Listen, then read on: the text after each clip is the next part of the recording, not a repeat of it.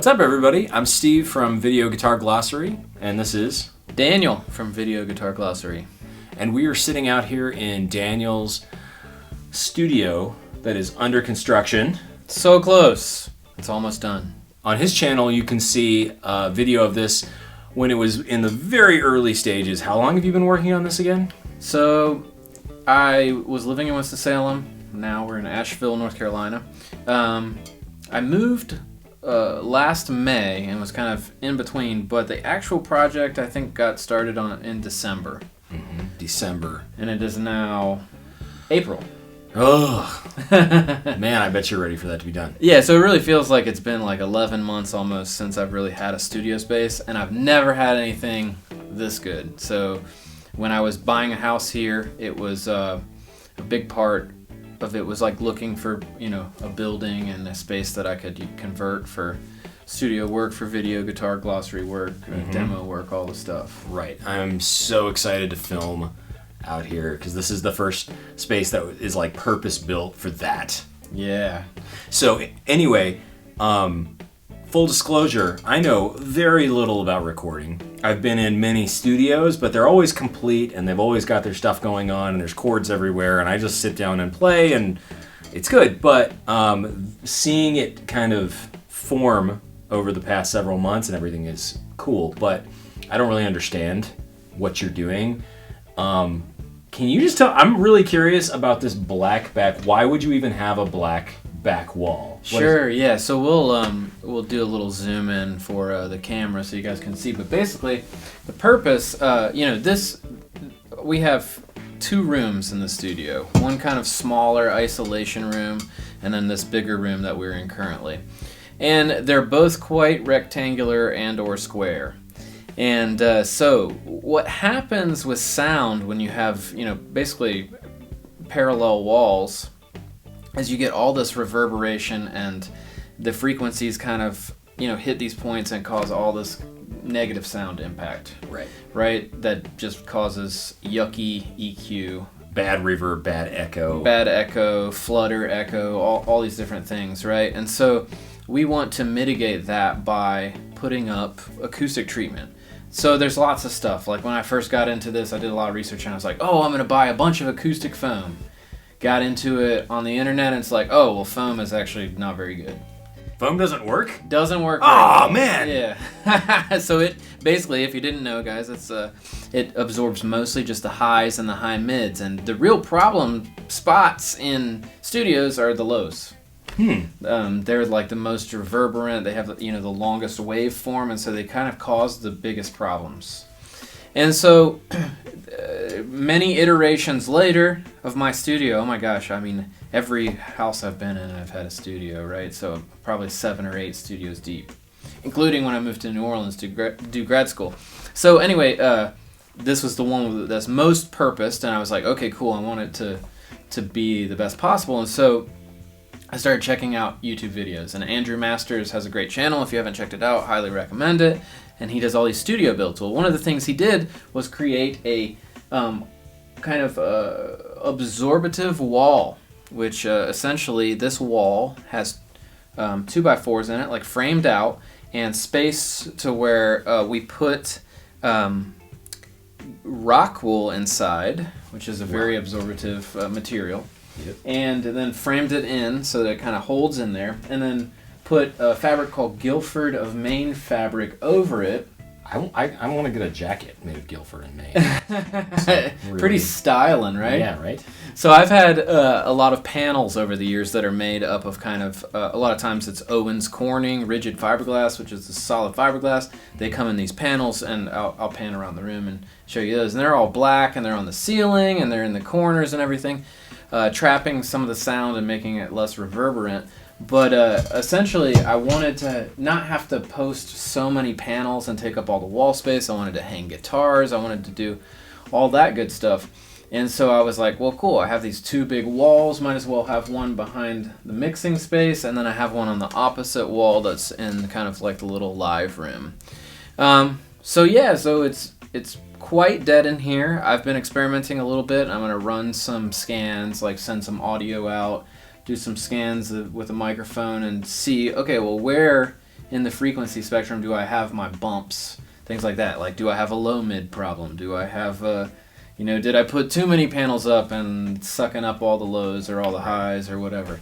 And I'll just tweak it out to where it's really kind of nice and dialed in. Right on. And you are not gonna go halfway. No half measures. You're gonna do everything to make the sound in this room exactly how you want it. Yeah, so I mean, I want to make it as good as possible. And also at the same time, it's really important to me, and maybe you guys can agree, but like, I don't want to work in a cave.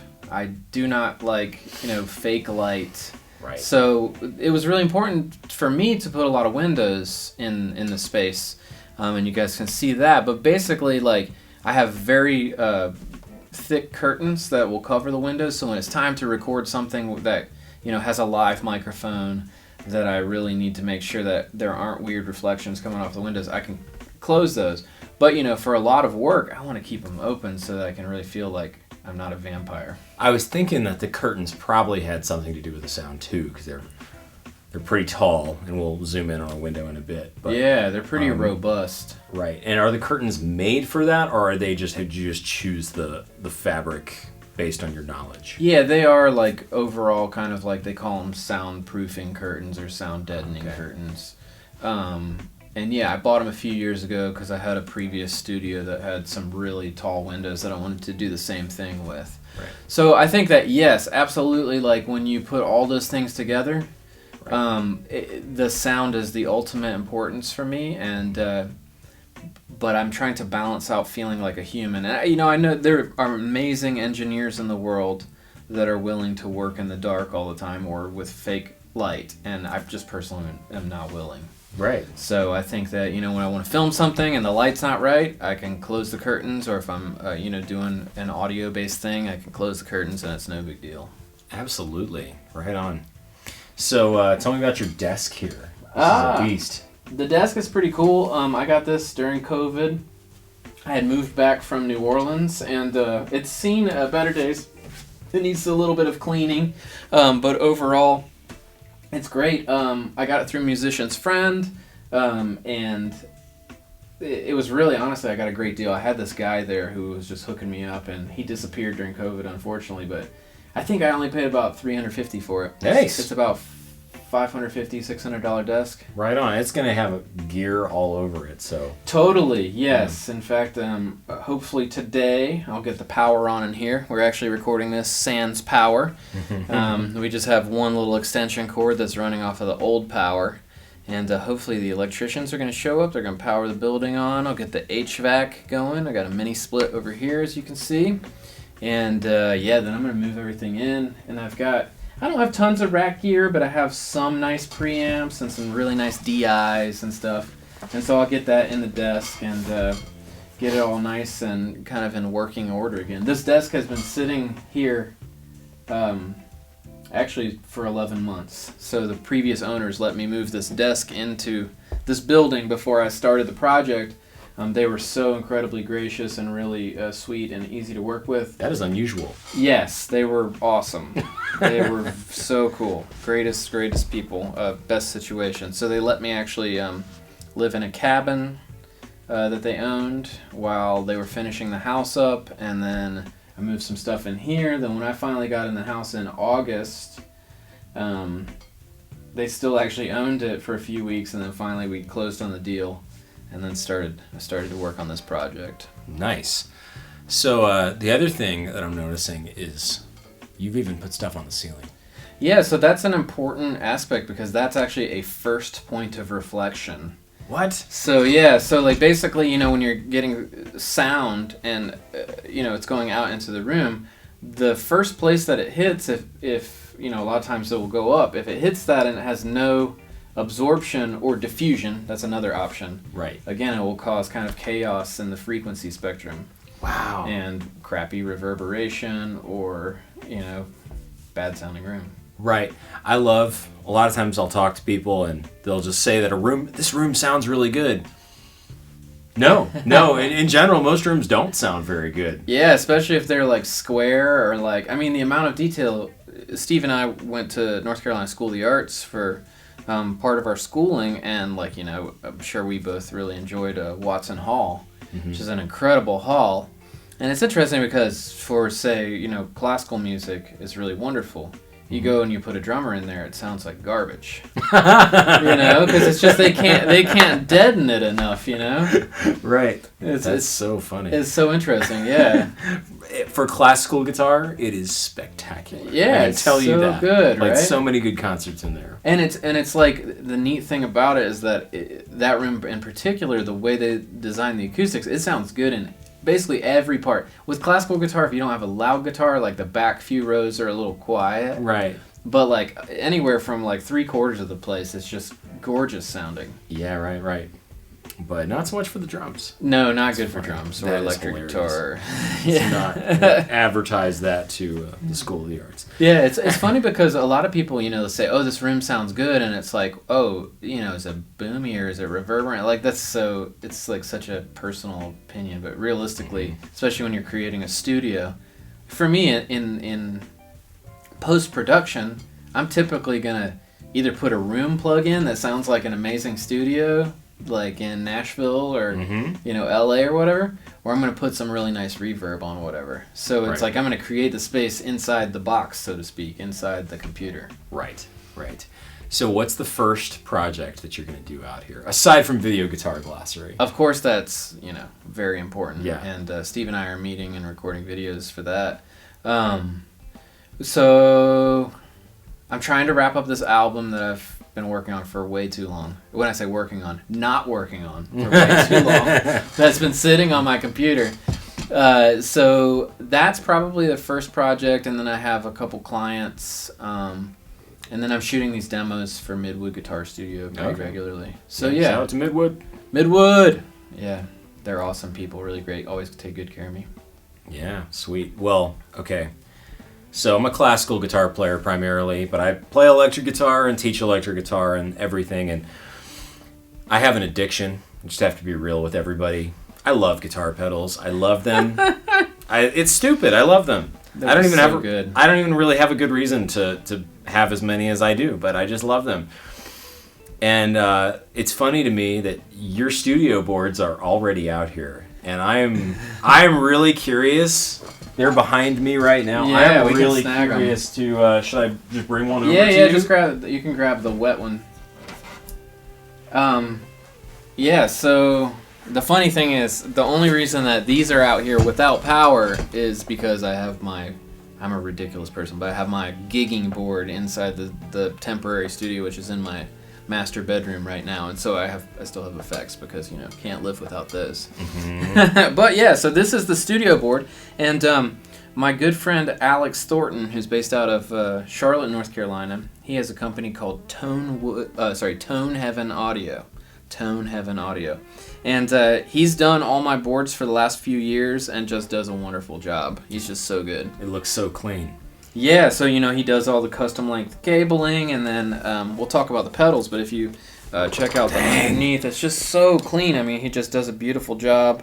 Yeah, Alex will do you right. And, you know, some of these pedal board guys can be really incredibly expensive, and I feel like he's very reasonably priced. Totally.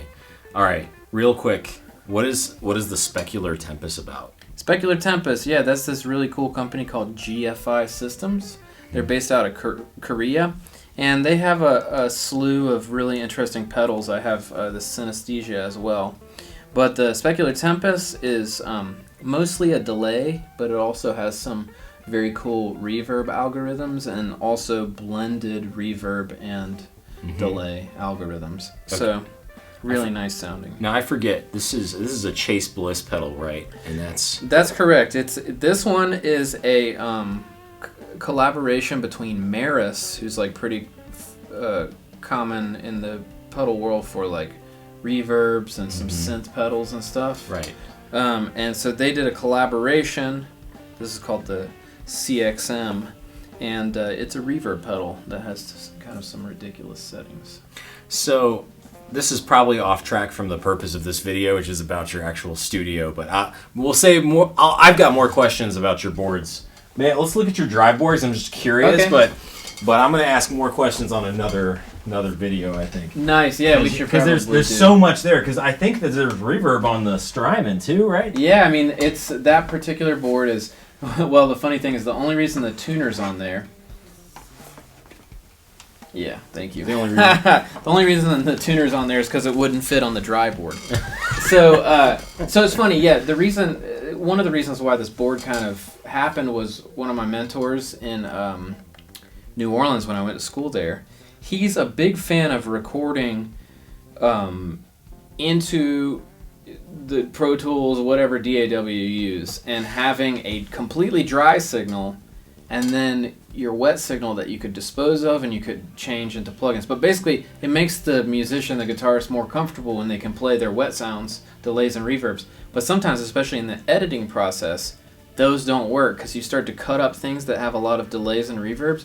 All of a sudden, your reverb drops out for a second. It's like, that sounds weird. You hear all these strange artifacts. So if you record them separately, you could add in the box reverbs and delays later and have an easier time editing. No problems. Or if you have it on a separate track, you can just control it a little better and make it not so problematic to edit those trails. And then you could theoretically EQ that reverb. Yeah, you can do anything to it individually from your dry signal. So, and we could talk about this in a video. The way that, yeah, it's cool, right? Yeah. The way that I do it is I use this dry board. So these are all, I'll just go through real quick. Compression, harmonizer, fuzz with the octave, many kinds of drives like light drive, medium drive, pretty heavy overdrive. This is an EQ pedal that was modded by XTS. Chase Bliss, overdrive and fuzz, Marshall in a box, Origin, and then a clean boost that I run my volume pedal through. So anyway, that goes into the front of the amp like normal. I use the U Audio aux box regularly. I mean, pretty much all the time. I love it. It's great. So then out of the aux box, it goes into the wet board. Okay. So I send one out of the aux box dry into the computer, then I send one into the wet board, and then stereo out of the wet board into the computer. So I end up having wet, dry, wet.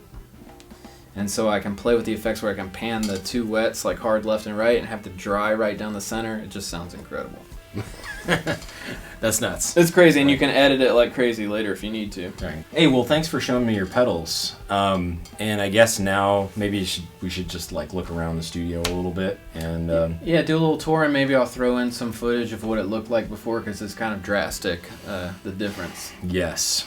Anyway, thanks for watching, everybody, and we hope to be filming more terms, more definitions for words, music terms, in the next couple months. If you haven't yet, please make sure to hit that like button and hit the subscribe because we are working on new videos every week and we're trying to share those with you. So if you're interested in learning, all those terms that you've been confused about, whether it be on the guitar or music in general, we're your resource for that. And I want to say too, if you have any other questions about music in general, in any way, shoot us a question on the website or just in the YouTube comments below.